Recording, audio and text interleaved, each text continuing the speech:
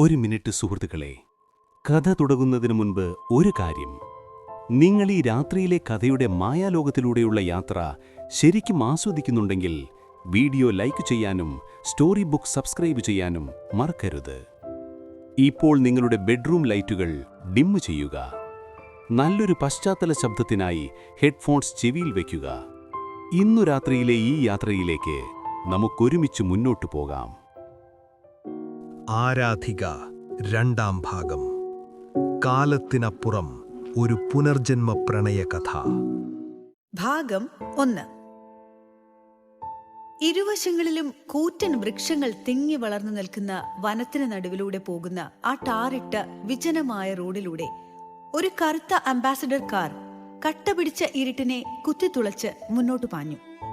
ആ കറുത്തിരുണ്ട അന്ധകാരത്തിൽ ഹെഡ്ലൈറ്റിന്റെ വെളിച്ചം ഒരു മിന്നാമിന്നിയുടെ നുറുങ്ങുവെട്ടം പോലെ ദുർബലമായിരുന്നു.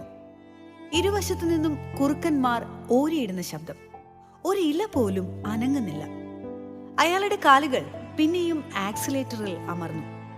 അവിടം കൊണ്ട് വഴി അവസാനിക്കുമെന്ന് തോന്നുന്ന വളവുകൾ വെട്ടിത്തിരിച്ചപ്പോഴൊക്കെ വണ്ടി കയ്യിൽ നിന്നും പോകുമെന്ന് അയാൾ ശങ്കിച്ചു. സ്റ്റിയറിംഗിൽ വീൽ തിരിയുന്നതിനൊപ്പം പലപ്പോഴും അയാളും തിരിഞ്ഞു.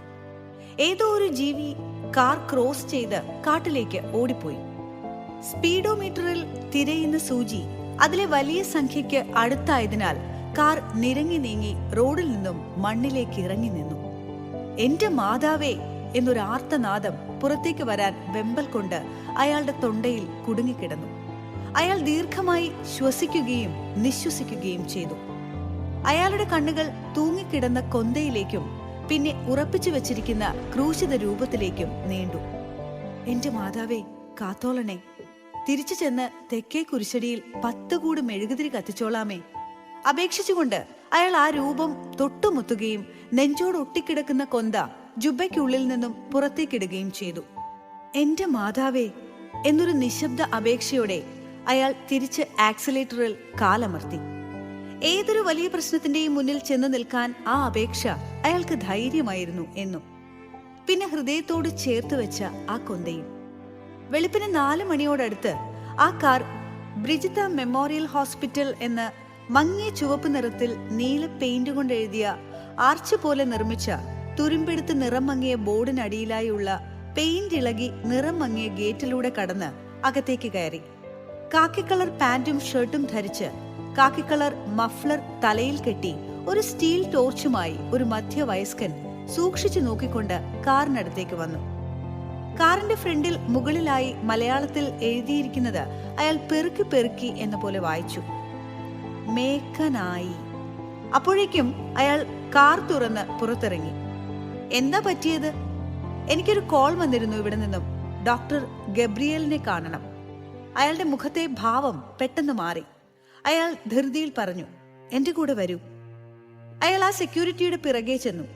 വളരെ പഴക്കം ചെന്ന ഒരു ഹോസ്പിറ്റൽ. കാലടികൾ ഒന്നുറച്ചു വെച്ചാൽ ആ കെട്ടിടം നിലം പൊത്തുമെന്ന് തോന്നും.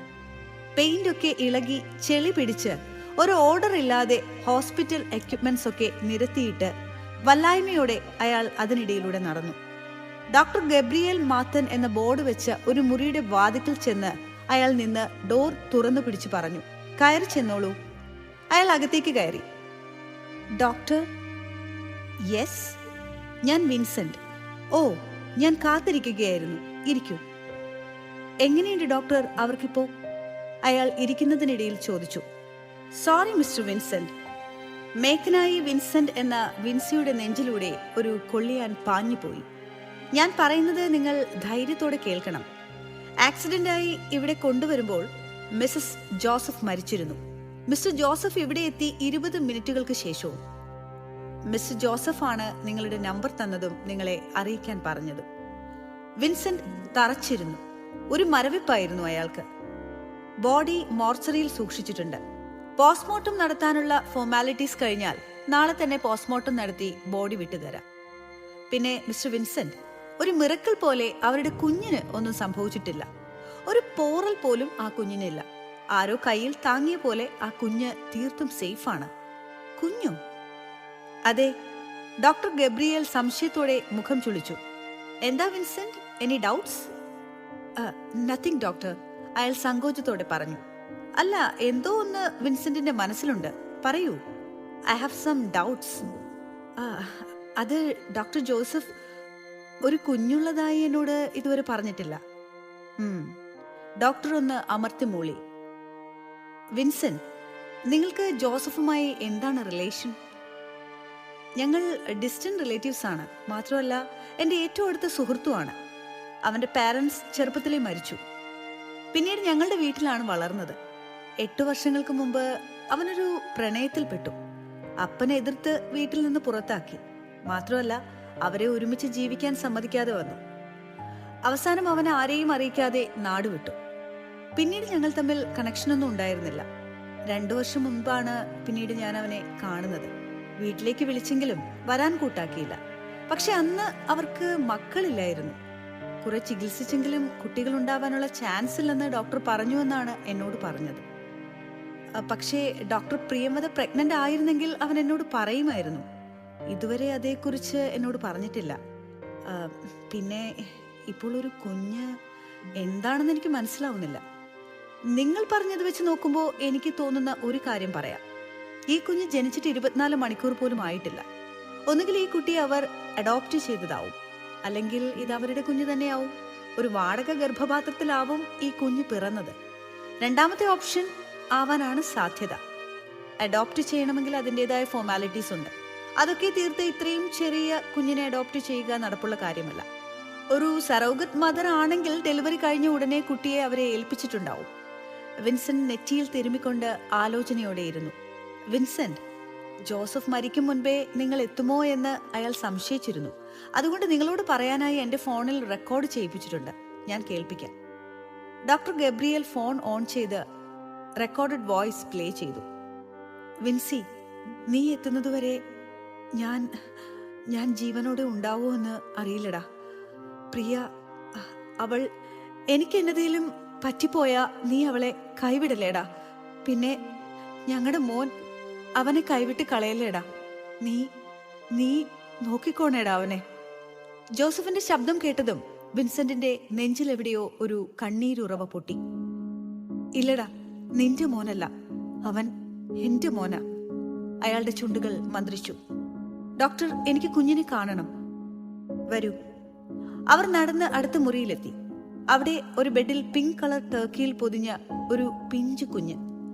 അവരെ കണ്ട് ബെഡിന്റെ ഓരത്തിരുന്ന് നഴ്സ് എഴുന്നേറ്റ് മാറി നിന്നു.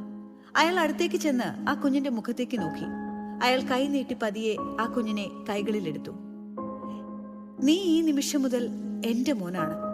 ഈ വിൻസെന്റ് മേക്കാനയുടെ മൂത്ത പുത്രൻ. ഫിലിപ്പ് വിൻസെന്റ് മേക്കനായി. അയാൾ തന്റെ മകനെ വിളിക്കാൻ കാത്തുവെച്ചിരുന്ന ആ പേര്, തന്റെ അപ്പന്റെ പേര് അയാൾ ആ കുഞ്ഞിനെ വിളിച്ചു. അവൻ കുഞ്ഞിക്കണ്ണുകൾ തുറക്കാൻ ശ്രമിച്ചെങ്കിലും പരാജയപ്പെട്ടു. ഒരു പാൽ പുഞ്ചിരി ആ കുഞ്ഞി ചുണ്ടുകളിൽ വിരിഞ്ഞു. തലേന്ന് രാത്രി ആക്സിഡന്റിന് ശേഷം വിൻസെന്റ് ഹോസ്പിറ്റലിൽ എത്തുന്നതിന് മുൻപ് ഹോസ്പിറ്റലിൽ ഒരു ജീപ്പ് ഹോസ്പിറ്റൽ കോമ്പൗണ്ടിലേക്ക് ചീറിപ്പാഞ്ഞു വന്നു. അതിൽ നിന്നും ചോരയിൽ കുളിച്ച ഒരു സ്ത്രീയെയും പുരുഷനെയും പുറത്തേക്കെടുത്തു, കൂടെ ഒരു പിഞ്ചു കുഞ്ഞിനെയും.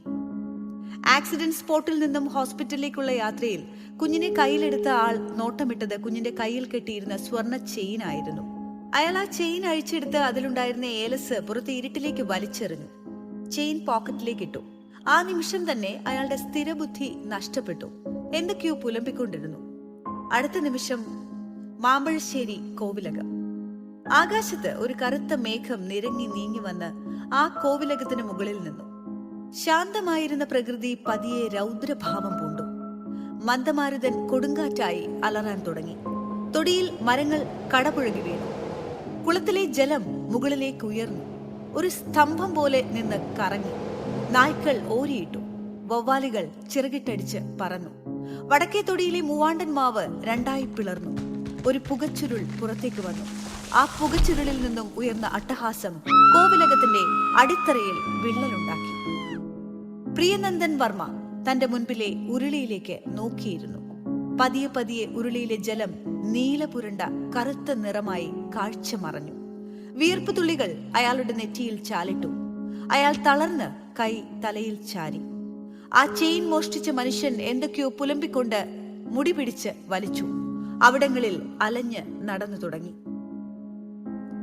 പിറ്റേന്ന് പച്ചമണ്ണ് മൂടിയ 2 ശവക്കുഴികൾക്ക് മുന്നിൽ വിൻസെന്റ് മുട്ടുകുത്തി നിന്നു. അയാളുടെ കയ്യിൽ ഒരു ദിവസം മാത്രം പ്രായമായ ആ പിഞ്ചു കുഞ്ഞ്. പ്രകൃതി പോലും വിഷാദഭാവം പൂണ്ടുനിന്നു. ചെറിയ മഴത്തുള്ളികൾ കണ്ണീർ മഴയായി പൊഴിഞ്ഞുകൊണ്ടിരുന്നു. ഒരു കൈ അയാളുടെ തോളത്ത് തൊട്ടപ്പോൾ അയാൾ തിരിഞ്ഞു നോക്കി. വരൂ വിൻസെന്റ്, പോലീസ് വന്നിട്ടുണ്ട്. എന്തിനാണ് അച്ചോ? അവരുടെ ചില ഫോർമാലിറ്റീസ്. അവർക്ക് എത്രയും പെട്ടെന്ന് കേസ് ക്ലോസ് ചെയ്യണം. അവർ പള്ളിമുറ്റത്ത് നിർത്തിയിട്ടിരിക്കുന്ന പോലീസ് ജീപ്പിനടുത്തേക്ക് ചെന്നു. കറുത്ത തടിയനായ ഒരു പോലീസുകാരൻ വില്ല് പോലെ നീട്ടി വളച്ചു നിർത്തിയിരിക്കുന്ന മീശ പിരിച്ചുകൊണ്ട് ചോദിച്ചു, മിസ്റ്റർ വിൻസെന്റ്, ആക്സിഡന്റിൽ അസ്വാഭാവികമായി ഒന്നും കാണുന്നില്ല.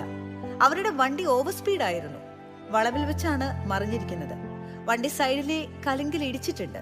ഇനി നിങ്ങൾക്ക് കൂടുതൽ അന്വേഷണം വേണമെങ്കിൽ നമുക്ക് മുന്നോട്ട് പോകാം. അല്ല എന്നാണെങ്കിൽ ഈ കേസ് ഇവിടെ അവസാനിപ്പിക്കാം. പിന്നെ ഇവരുടെ കുട്ടിയുടെ കാര്യം, കുഞ്ഞിനെ ഞാൻ കൊണ്ടുപോവുകയാണ്. എന്റെ മകനായി ഇവൻ വളരും. ഇനി ഞാനാണ് ഇവന്റെ അപ്പൻ.